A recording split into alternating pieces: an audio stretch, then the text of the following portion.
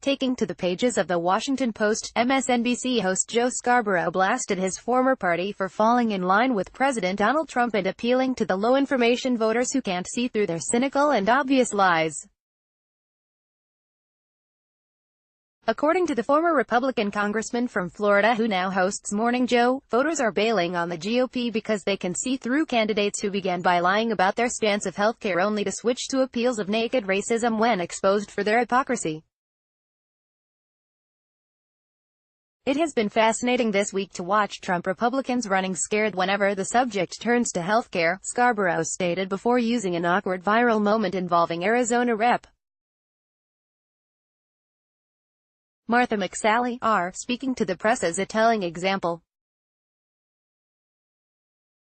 As McSally faced reporters' questions about the topic, she comically suggested that healthcare was irrelevant to voters and instead claimed that Arizonans cared more about that caravan conspiracy theory cooked up by Trump and his right-wing cheerleaders, Scarborough wrote.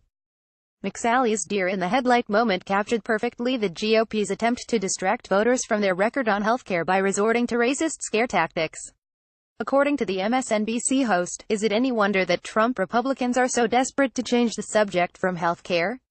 After all, how do you face voters knowing that your primary political goal in Washington has been to wipe out healthcare guarantees so multinational corporations and Mar-a-Lago billionaires can fan their bank accounts and pour even more money into their children's trust funds? Voters are finally on to the GOP, he advised. That's why endangered Republican candidates are changing the subject from healthcare in America to migrant families in Guatemala.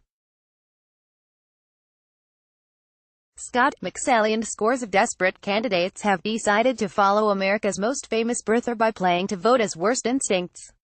With their congressional majorities on the line, Republicans are frantically trying to stoke fear of others, stating the overt appeal to racism obviously polls well among low-information voters who have already forgotten that the last such invasion from Central America only resulted in a few dozen arrests. Scarborough lowered the boom on his former political home. Facts stopped mattering to my former political party a long time ago, he wrote. Instead, Trump's party is betting its congressional majority on the cynical belief that racism in America is such a toxic force that voters will throw away their families' healthcare protections in response to a phony conspiracy theory cooked up in the diseased minds of radicals and race-baiting politicians. You can read the whole piece here.